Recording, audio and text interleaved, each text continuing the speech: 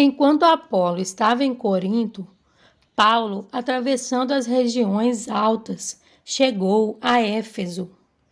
Ali encontrou alguns discípulos e lhes perguntou: Vocês receberam o Espírito Santo quando creram? Eles responderam: Não, nem sequer ouvimos que existe o Espírito Santo. Então, que batismo vocês receberam? Perguntou Paulo. O batismo de João, responderam eles. Disse Paulo: O batismo de João foi um batismo de arrependimento.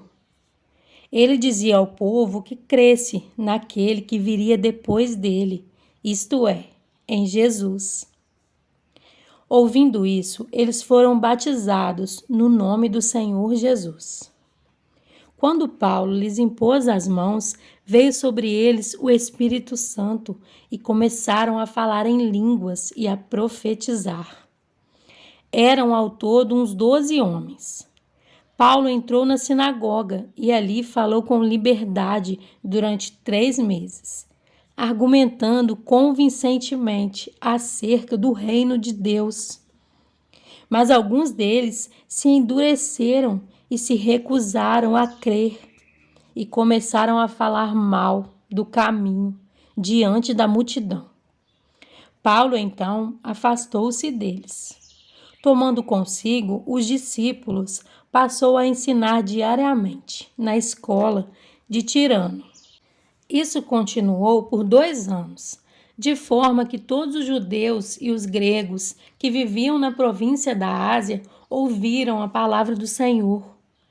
Deus fazia milagres extraordinários por meio de Paulo, de modo que até lenços e aventais que Paulo usava eram levados e colocados sobre os enfermos.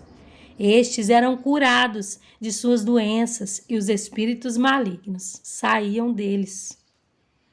Alguns judeus que andavam expulsando espíritos malignos tentaram invocar o nome do Senhor Jesus sobre os endemoniados, dizendo: Em nome de Jesus, a quem Paulo prega, eu lhes ordeno que saiam. Os que estavam fazendo isso eram os 7 filhos de Seva, um dos chefes dos sacerdotes dos judeus. Um dia, o espírito maligno lhes respondeu: Jesus, eu conheço. Paulo, eu sei quem é, mas vocês, quem são?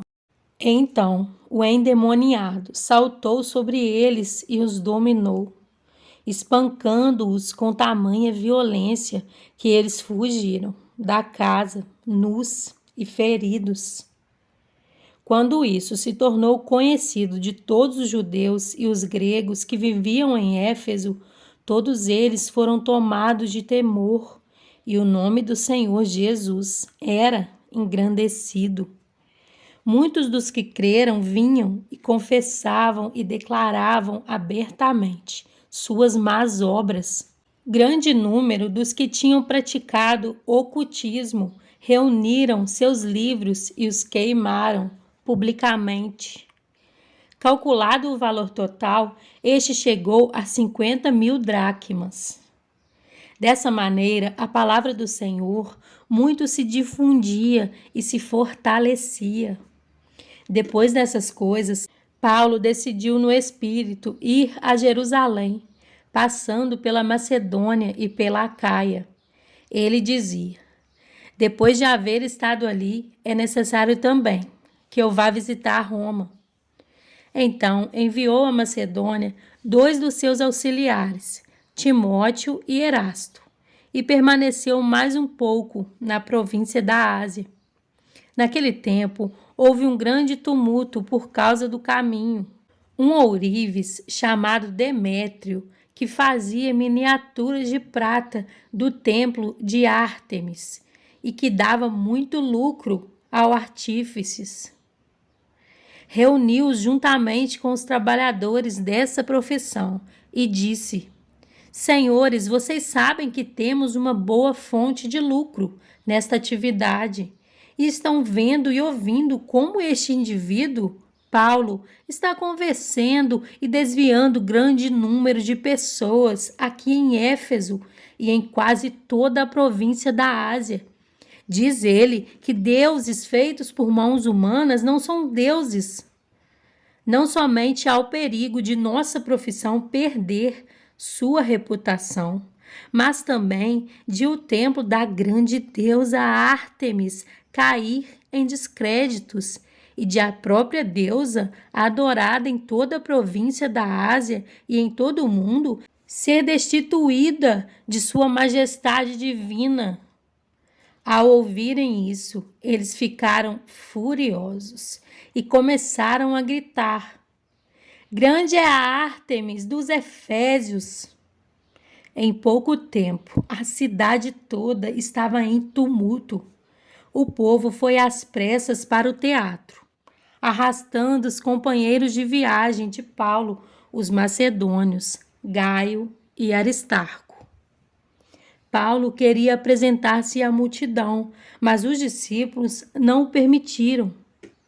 Alguns amigos de Paulo, dentre as autoridades da província, chegaram a mandar-lhe um recado, pedindo-lhe que não se arriscasse a ir ao teatro. A assembleia estava em confusão. Uns gritavam uma coisa, outros gritavam outra. A maior parte do povo nem sabia por que estava ali. Alguns da multidão julgaram que Alexandre era a causa do tumulto, quando os judeus o empurraram para a frente.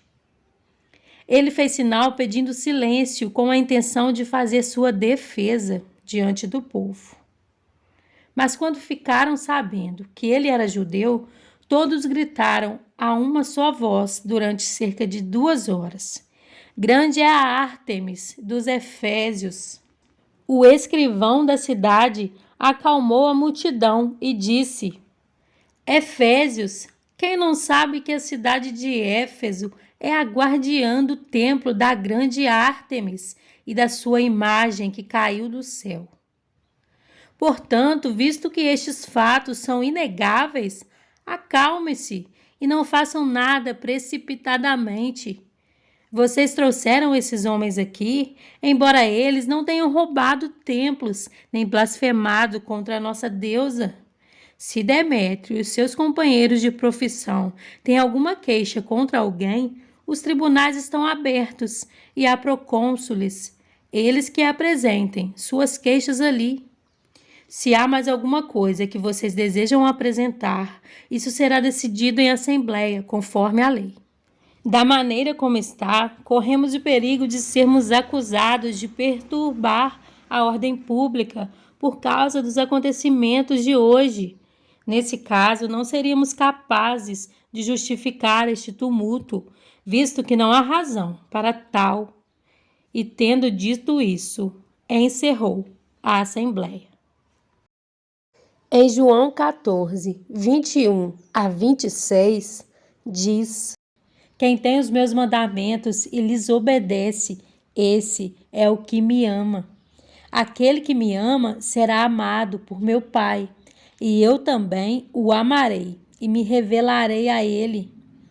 Disse então Judas, não Iscariotes: "Senhor, mas por que te revelarás a nós e não ao mundo?" Respondeu Jesus: "Se alguém me ama, guardará a minha palavra. Meu Pai o amará.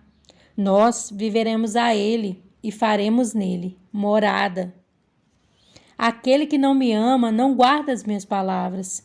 Estas palavras que vocês estão ouvindo não são minhas, são de meu Pai que me enviou. Tudo isso lhes tenho dito, enquanto ainda estou com vocês. Mas o Conselheiro, o Espírito Santo, que o Pai enviará em meu nome, lhes ensinará todas as coisas e lhes fará lembrar tudo o que eu lhes disse.